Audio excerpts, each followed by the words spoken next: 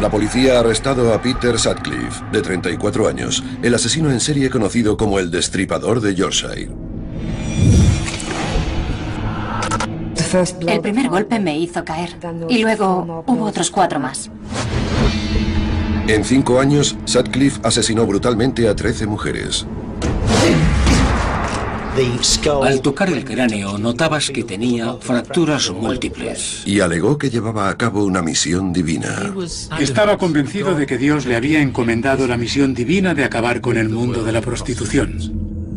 Aparentemente tenía a la policía a su merced. Siempre se escabullía y siempre iba un paso por delante. Esta es la extraordinaria historia de cómo se atrapó al asesino en serie más conocido de toda Gran Bretaña. Sembró el terror en toda la comunidad.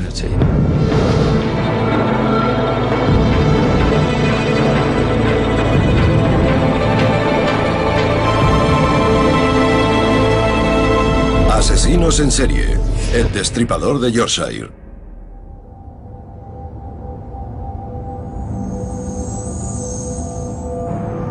Leeds, 1975. Aparece el cuerpo de una mujer no identificada en un campo en el corazón de la ciudad. Es la 4ª prostituta asesinada que constata la policía ese año. Pero este caso es diferente. Hay algo en las sesiones que preocupa al profesor Mike Green, patólogo forense. La característica más importante era que había recibido 1 o 2 golpes en la parte posterior de la cabeza, más o menos por aquí. Y una vez la víctima estaba inmovilizada, le causaba otras lesiones. Estos son puñaladas. Tenían una forma poco habitual, pero lo que era menos frecuente era que todas estas heridas mostraban reinserción. Y esta es una de las muchas cosas que hacen que este caso fuera diferente de un homicidio típico. La verdad es que nunca había visto algo parecido y no creo que mucha gente lo vuelva a ver. La víctima es Vilma McCann, de 28 años. Vivía a escasos metros del campo en el que se halló su cuerpo. El recuerdo de aquel día permanece vivo en la memoria de su hijo Richard. Un agente nos sentó y nunca olvidaré sus palabras. Tu mamá se ha ido al cielo y no vas a volver a verla. Tenía 5 años y me quedé destrozado. En las semanas posteriores nos enteramos de que la habían atacado en la parte de atrás de la casa, en ese campo. Alarmada por la brutalidad del ataque, la policía de West Yorkshire abre una línea de investigación. Pero el asesino de Vilma McCann sigue sin aparecer.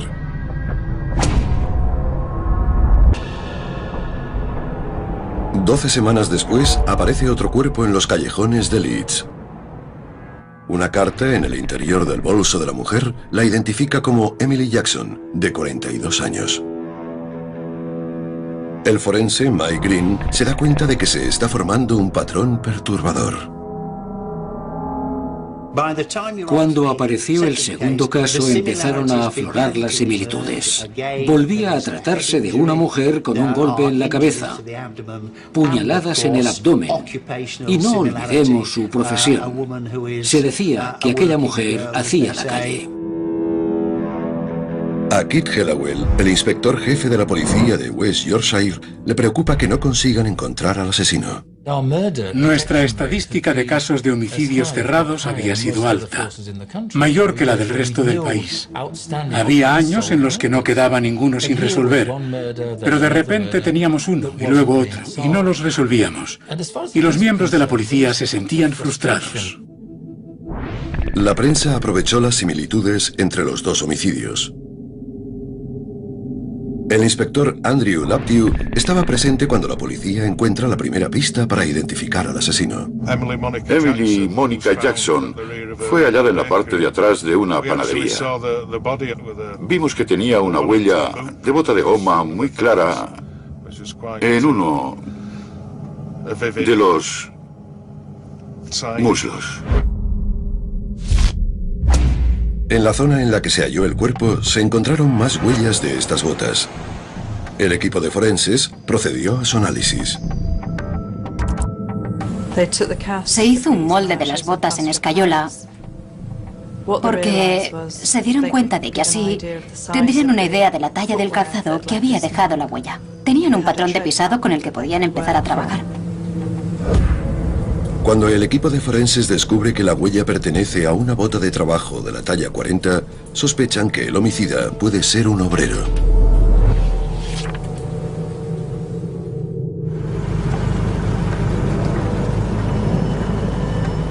Durante un año dejan de aparecer cadáveres. El rastro desaparece y se deja de hablar de un asesino en serie. ¿Se te ocurre a dónde podemos ir? Pero solo es la calma que precede a la tormenta. Asesinos en serie. Asesinos en serie.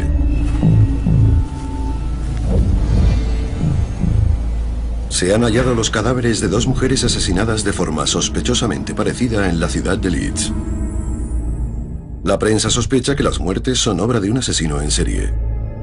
A pesar de que se lleva a cabo una investigación policial intensiva, el agresor sigue tan esquivo como siempre.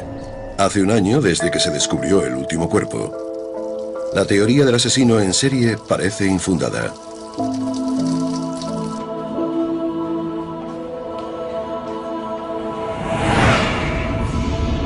Pero todo está a punto de cambiar. Round Hay Park, un oasis al norte de Leeds.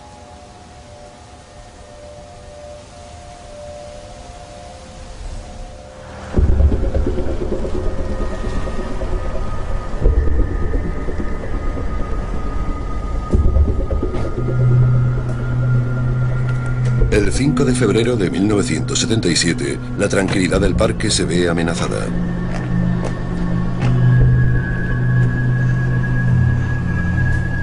¿Estás bien, cielo? Vamos, ¿cuánto tiempo vas a tardar?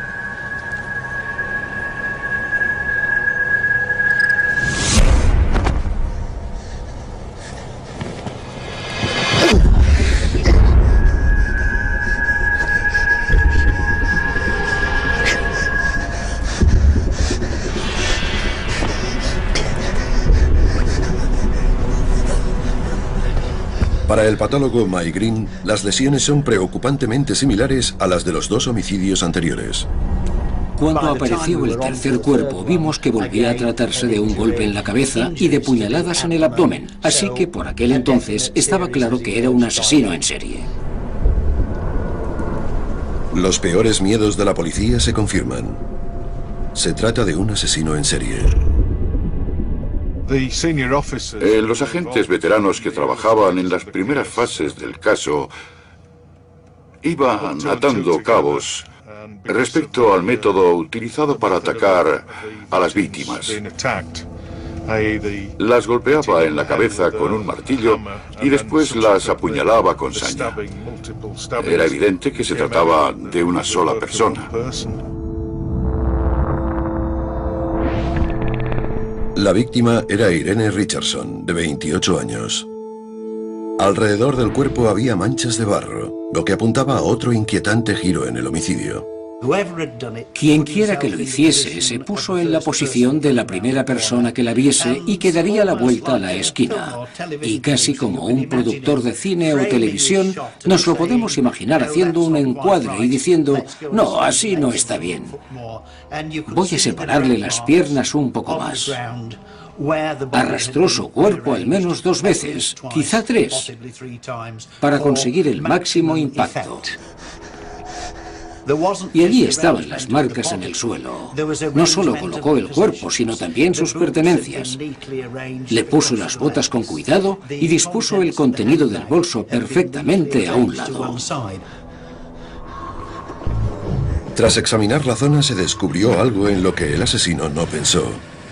huellas de neumáticos. La policía elaboró rápidamente una lista de los coches que utilizaban las mismas ruedas y empezó a localizar a los 53.000 propietarios de esos coches de diferentes modelos. A pesar de contactar con más de 30.000 propietarios, no obtienen más información y se detiene la búsqueda. Es un gran golpe para la policía. La verdad es que estábamos muy deprimidos porque se estaban produciendo asesinatos y no íbamos a ningún sitio a pesar del gran esfuerzo que se estaba llevando a cabo con la investigación. Tras 3 muertes, la policía no está ni cerca de atrapar al homicida. Aunque 18 meses antes les habían dado la descripción de un agresor cuyo método de ataque coincidía con el del asesino.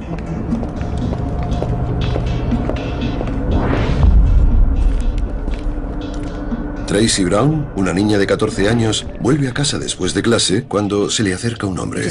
Parecía muy tranquilo y no me daba cuenta de que debería tenerle miedo, de que debería temer a aquella persona.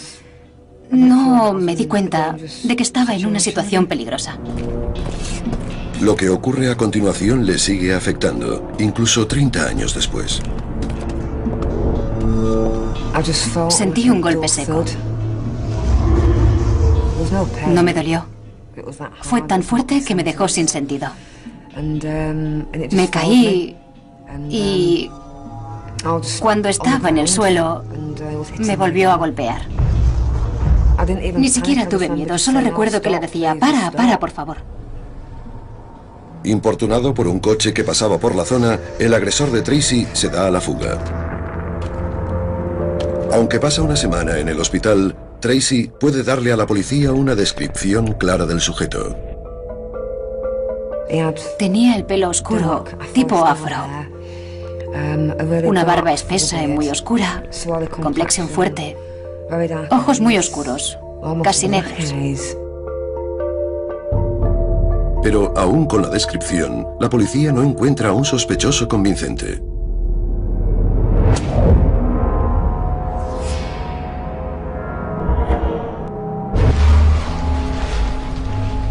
En la primavera de 1977 se descubre el cuerpo de una cuarta mujer.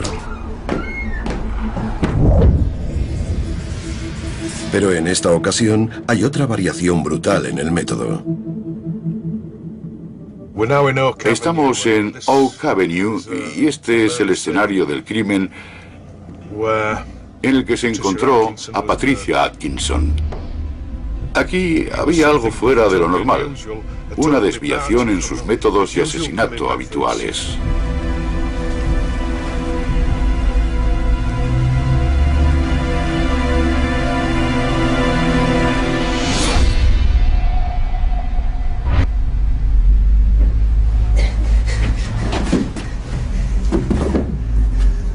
Es la primera vez que se encuentra un cuerpo en el interior. Y el ataque muestra indicios de una violencia que va en aumento.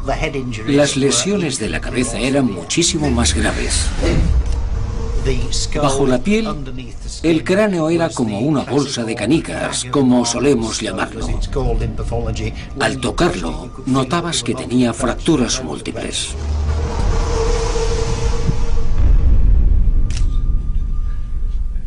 En las sábanas de la cama del piso de Patricia Atkinson, la policía descubre la huella de una bota ensangrentada que se corresponde con las huellas halladas en el escenario del crimen de Emily Jackson. Pero aparecen más pruebas.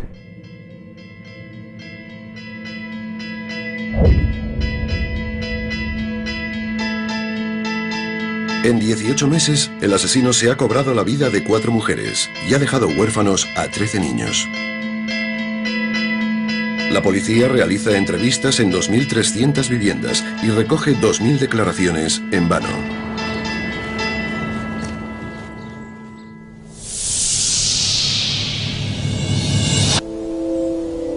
Nueve semanas después, el cuerpo de una chica de 16 años, llamada Jane McDonald, aparece en un parque infantil. Su muerte acabará por alterar la percepción pública de los asesinatos. Creo que, tanto para mí como para el resto de la sociedad, todo cambió cuando apareció Jane McDonald, porque era aparentemente una víctima inocente. Por lo que yo sé, todas eran inocentes, pero la policía y los medios lo dieron a entender porque era una niña de 16 años. Aquel hombre mataría a cualquiera. La noticia del asesinato de Jane McDonald extiende la alarma por todo el norte. Este hombre sembró el pánico en la comunidad, porque no sabíamos quién era, porque no sabíamos dónde atacaría. Todo el mundo tenía miedo.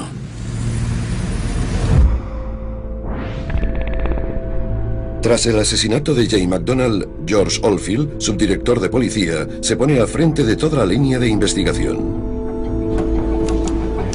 Lo primero que hace es reunir toda la información sobre los 5 asesinatos. El volumen de información recabada es enorme. Oldfield empieza intentando cruzar los datos de todas las pruebas. Bueno, escuchad. Todos tenemos que obtener declaraciones más detalladas.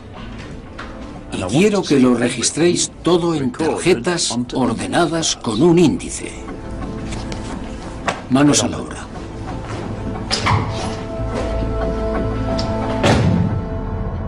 Pero el sistema de tarjetas demuestra ser inadecuado para gestionar tantos datos.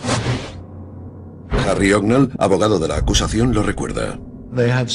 Tenían tal cantidad de documentación que tuvieron que reforzar el suelo para que soportara el peso. Lo primero que hay que decir es que estaban sobrepasados por el exceso de información y no contaban con medios efectivos ni eficientes para coordinarse. La sobrecarga de información es un problema que continuará lastrando la investigación.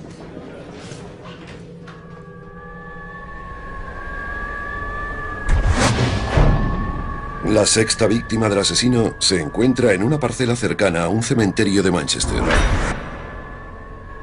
El cuerpo corresponde a Jean Jordan, de 20 años.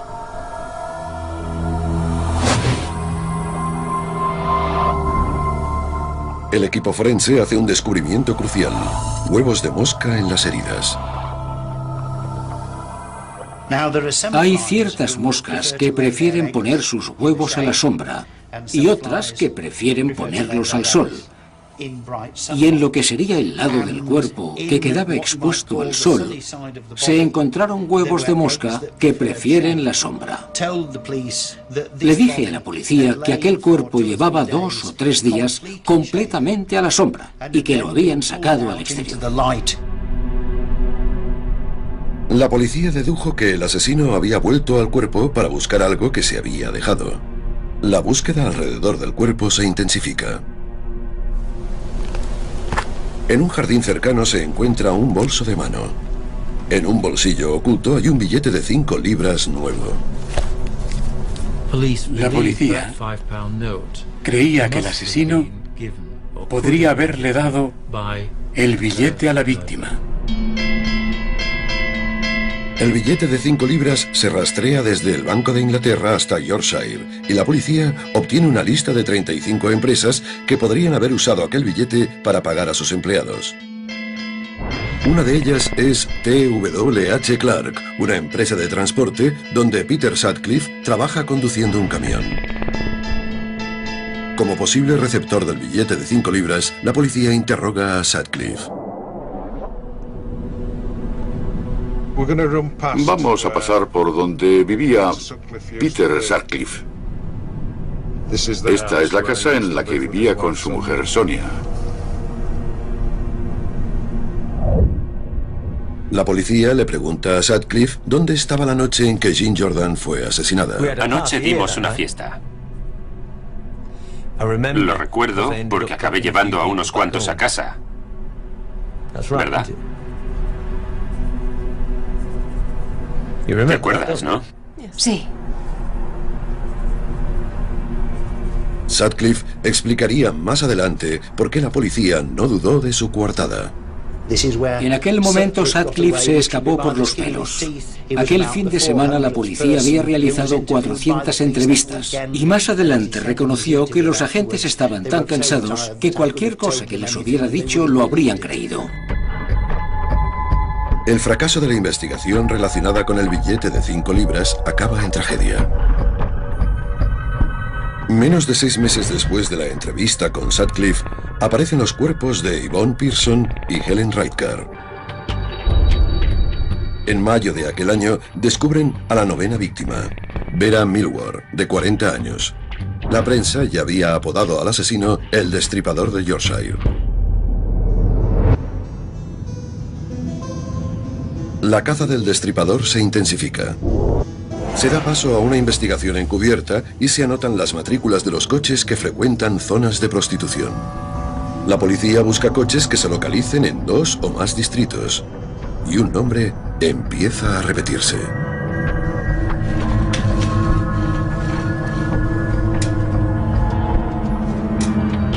Sutcliffe había sido avistado en zonas de prostitución 3 veces en Leeds, uno en Manchester y muchas veces en Bradford, unas 17 veces.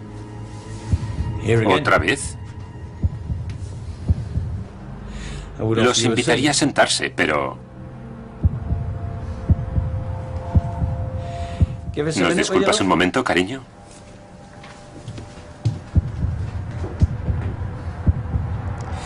¿Cuántas veces tengo que repetirlo? Paso por el centro de Bradford cuando vuelvo a casa. Y llevo siglos sin pisar Leeds. No tengo nada que pintar allí. Así que, si no les importa...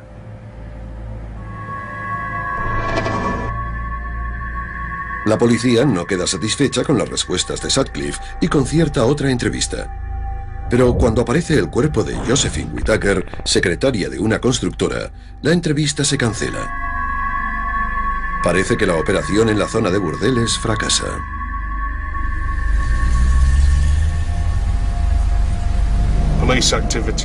La actividad policial era tan intensa que lo habrían localizado en las zonas de prostitución. Así que decidió seleccionar a sus víctimas en otra parte, lejos de los prostíbulos. El análisis forense del escenario del crimen de Whittaker revela una huella de bota. Una zona muy gastada en la suela de la bota derecha indica que el asesino podría conducir largas distancias. Es una pista más que apunta a Sutcliffe como el asesino. Pero entonces la policía recibe una prueba aparentemente crucial y acaba siguiendo otro camino, lo que tendrá consecuencias trágicas. Asesinos en serie. En menos de 4 años, el asesino conocido como el Destripador de Yorkshire se de 10 mujeres. La policía británica lleva a cabo la mayor caza de su historia. Un camionero llamado Peter Sutcliffe ha sido interrogado 4 veces en relación con los asesinatos. ¿Se estará estrechando el cerco alrededor del Destripador de Yorkshire?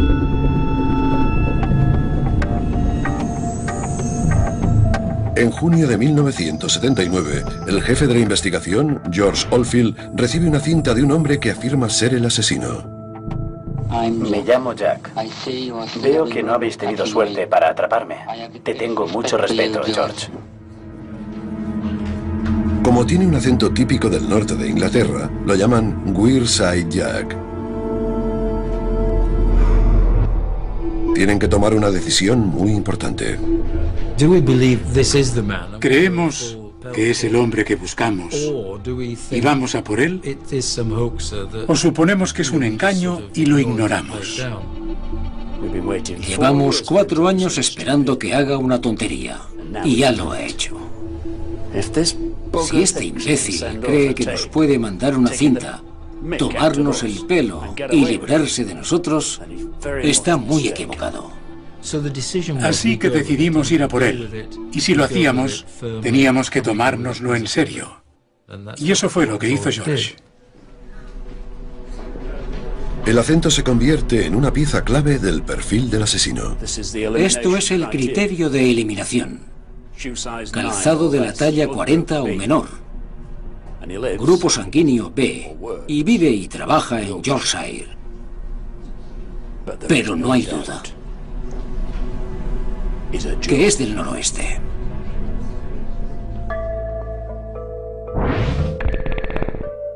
Gracias a la cinta, la policía inicia una campaña publicitaria a nivel nacional. Uno de los recuerdos más vivos que conservo de aquella época es de cuando la policía de West Yorkshire recibió la cinta. Me llamo Jack y no estáis ni cerca de cogerme, aunque haya empezado esto hace 4 años. La escuché una noche y pensé, Dios mío, ese es el hombre que mató a mi madre y me va a matar a mí también. Y aquel recuerdo escalofriante me persigue desde entonces. La policía recibe instrucciones de continuar con las entrevistas para tomar nota de los acentos de los hombres interrogados. Andrew Laptew va a interrogar a Peter Sutcliffe. Le explicamos qué queríamos y nos invitó a pasar a su salón. No sé por qué no dejan de molestarnos. Mis compañeros de trabajo han empezado a llamarme destripador. Y ya me estoy cansando. En aquel momento intentábamos romper el hielo con Sonia. Es tu oportunidad para librarte de tu marido, si quieres. Normalmente la gente reacciona, se ríe o algo así. Pero Peter Sutcliffe y Sonia no dijeron nada. No contestaban nada, ni una risa. Me pareció un poco extraño. ¿Nos traes una taza de té?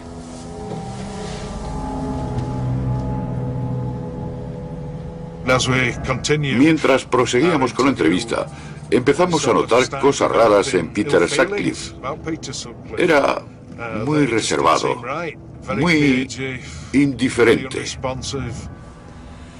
Miren, yo no frecuento prostitutas. Nunca lo he hecho. ¿Por qué iba a hacerlo?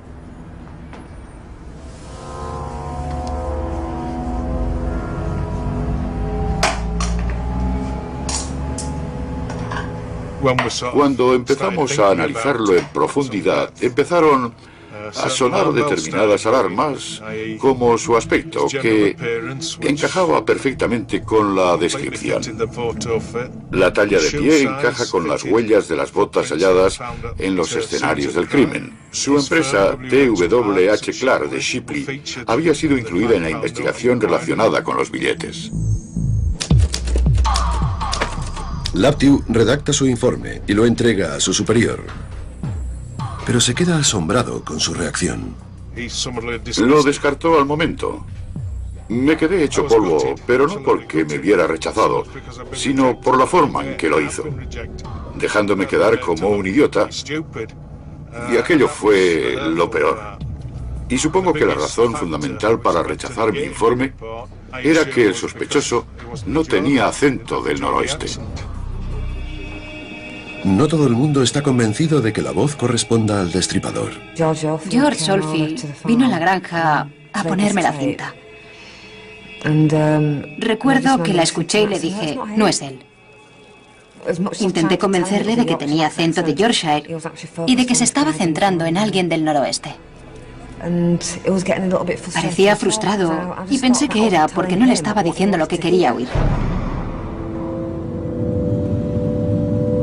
Con Sutcliffe descartado como sospechoso, no tarda mucho en aparecer otro cuerpo. El 2 de septiembre de 1979, el asesino vuelve a la carga. Esta es la zona de Bacchus Grove, donde encontramos a Barbara Leach, una estudiante de la Universidad de Bradford. La agredió, la apuñaló y la dejó tirada en un callejón, en un nicho normalmente reservado para los cubos de basura.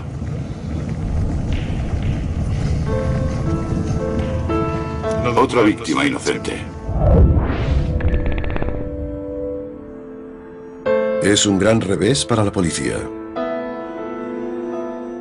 Si eres agente de policía y ayudas y quieres a una comunidad, te preocupas, formas parte de ella y compartir todo aquel dolor fue horrible.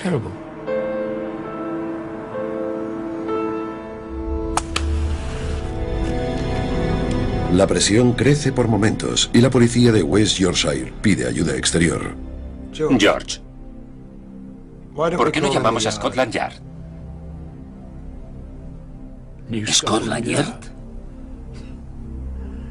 Esos inútiles ni siquiera han atrapado a su destripador. Venga. Vete a casa.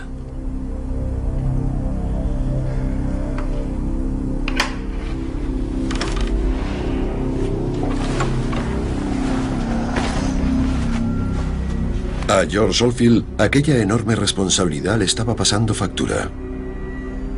La enorme cantidad de información que recibía era extraordinaria y era imposible que una sola persona lo soportara. Creo que trabajaba en el caso 24 horas al día. La investigación ha perdido el rumbo. Oldfield es destituido de su cargo y las cintas de Weird Side Jack quedan descartadas.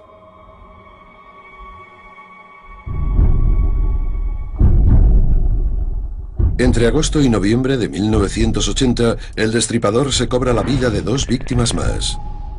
Margaret Walsh, funcionaria, y Jacqueline Hill, estudiante. 6 de los mejores policías del país acuden para ayudar con la investigación. Se les conoce como la Superbrigada del Destripador. Uno de los miembros más importantes es el profesor Stuart Kind, forense. Usando los conocimientos adquiridos en las fuerzas aéreas británicas, Kind idea una técnica totalmente nueva para dar con el destripador.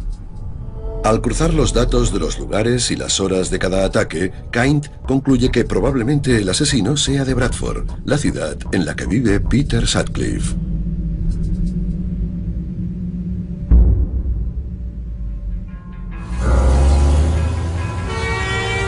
El perfil geográfico de Kind lleva a la policía un paso más cerca de Sutcliffe. ¿Pero cogerán al asesino antes de que vuelva a matar?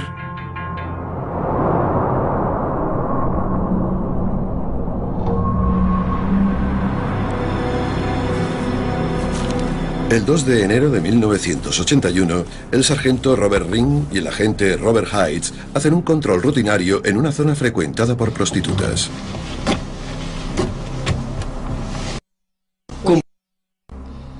John Williams. ¿De dónde es, señor Williams? De Rotherham. ¿Quién es ella? Mi novia.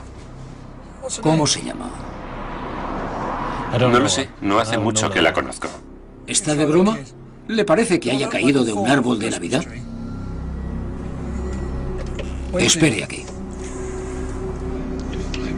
Cuando comprueban la matrícula, ven que los datos no coinciden con el coche ni con el conductor. La matrícula es de un Skoda y usted no parece ser el señor Kahn. Voy a proceder a arrestarlo. Salga. Tú quédate ahí, cielo.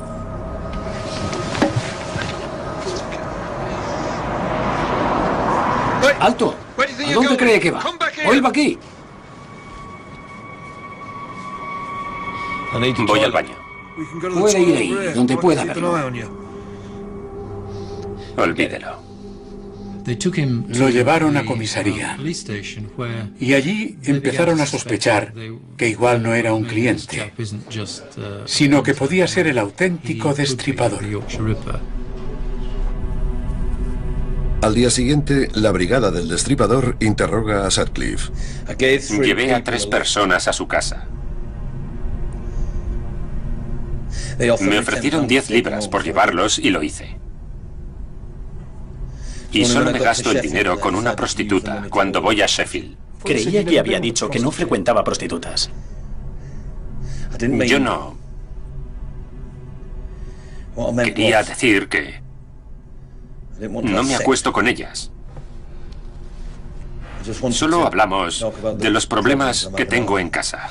¿Me está diciendo que nunca se ha acostado con una prostituta? ¿Cuántas veces? El aspecto de Sutcliffe, la talla de pie y su zona de residencia coinciden con el perfil del sospechoso, pero sin pruebas sólidas, Sutcliffe saldría bajo fianza. ¿Conseguiría librarse una vez más de la policía? Asesinos en serie. Salga. Tú quédate ahí, cielo. Tras haber sido sorprendido con una prostituta en las afueras de Sheffield, Peter Sutcliffe es interrogado por la Brigada del Destripador. Solo me gasto el dinero con una prostituta cuando voy a Sheffield. Es la 9ª vez que lo interrogan en relación con los asesinatos. Pero a menos que encuentren una prueba de peso, tendrán que dejarle marchar.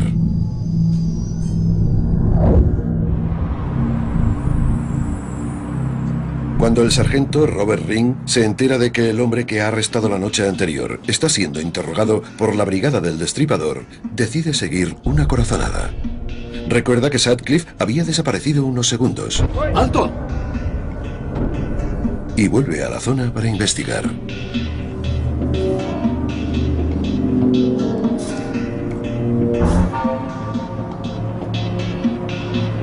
Resulta ser una decisión de vital importancia. La policía le muestra a Sutcliffe sus hallazgos. Creo que os estáis acercando. ¿A qué? Al destripador de Yorkshire. ¿Qué pasa con el destripador de Yorkshire?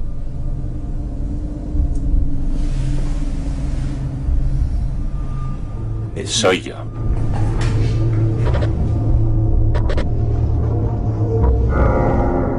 Sutcliffe me dijo que en aquel momento, milagrosamente, Dios le había dicho que contara la verdad, que su misión había terminado. Esa fue la versión de Sutcliffe. Quiero contaros lo que he hecho. Me alegro de que haya acabado. De repente nos sacamos un gran peso de encima. Nos sentimos liberados, porque por fin había terminado todo aquello. Habíamos atrapado a aquel hombre y habíamos cerrado un capítulo. Estábamos eufóricos. Cuando me enteré de que Peter Sutcliffe era el destripador de Yorkshire, se hace muy difícil describir cómo me sentí. Pero fue como una puñalada en el corazón, para ser sincero. Yo había interrogado a Sutcliffe, pero él había seguido matando a mujeres, y eso es algo con lo que tendré que cargar el resto de mi vida. Al fin la comunidad podía descargar su furia contra el asesino. El hombre arrestado en relación con los asesinatos del destripador de Yorkshire se llama Peter Sutcliffe y es un camionero de Bradford. ¡Muere! ¡Muere! ¡Muere! ¡Muere! La gente estaba encolerizada, furiosa. Sus emociones afloraban en el juzgado, en las calles. El 29 de abril de 1981 comienza el juicio contra Sutcliffe en Old Bailey. A pesar de haber confesado sus crímenes, Sutcliffe alega que los crímenes no fueron premeditados para eludir responsabilidades. La tesis de Sutcliffe, si es que puede llamarse así, era que había tenido una experiencia en el cementerio de Bingley mientras contemplaba la lápida de la tumba de un polaco. En aquel momento recibió un mensaje de Dios que le encomendaba la misión divina de asesinar prostitutas. Los implicados en la investigación tienen otra opinión al respecto. Creo que mató a aquellas mujeres para obtener algún tipo de satisfacción sexual. Creo que era la única forma que tenía de conseguirlo. Necesito que se quite la ropa para el análisis forense.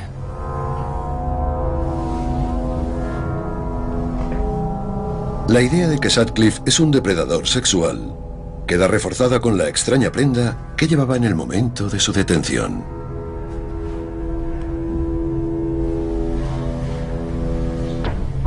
¿Qué demonios es eso? Calentadores. Los calentadores de Sutcliffe estaban hechos con un jersey de cuello en pico que los utilizaba para protegerse las rodillas mientras los genitales quedaban al descubierto.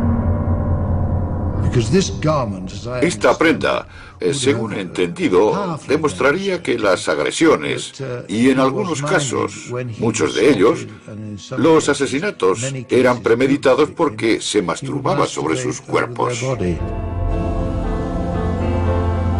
El juicio contra el destripador del Yorkshire se prolonga 14 días. La exoneración de responsabilidad fue denegada y el jurado lo declaró culpable de 13 casos de homicidio. Sutcliffe es condenado a 20 cadenas perpetuas. Creo que todo el país quería que fuese condenado, encerrado de por vida. Y sospecho que a gran parte de la población, especialmente en Yorkshire, le hubiera gustado verlo colgado. Y eso era lo que yo pensaba, que deberían haberlo colgado. Pero para la policía, la euforia no dura demasiado. Aparece un informe que ridiculiza los 5 años que la policía había dedicado a la investigación.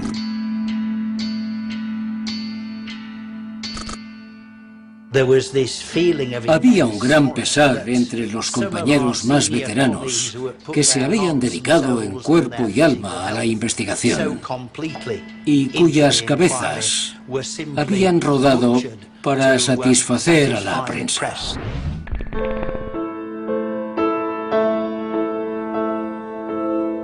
El informe acaba definitivamente con la carrera de George Oldfield.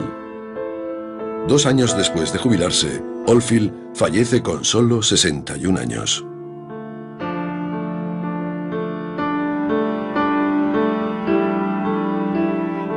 «30 años después, los efectos de la brutalidad de Sutcliffe se siguen padeciendo». ¿Por qué me hizo aquello? ¿Qué le pasaba por la cabeza? ¿Cómo se sentía? ¿Tiene remordimientos por lo que hizo? No solo por mí, sino por todas las demás. ¿O es que no tiene nada dentro y es simplemente malvado?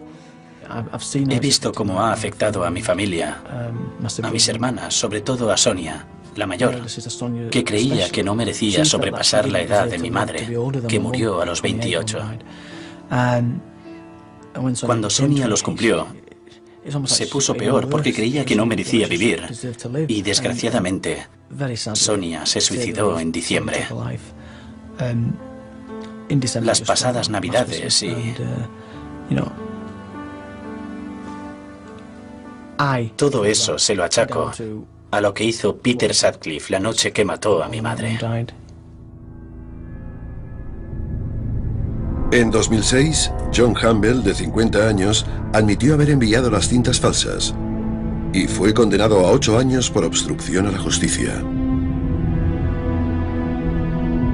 Más tarde, Peter Sutcliffe le confesó a Keith Hallowell que había agredido a Tracy Brown. En 1984, Sutcliffe fue transferido al Hospital Psiquiátrico Penitenciario Bradmoor, donde permanece hoy en día.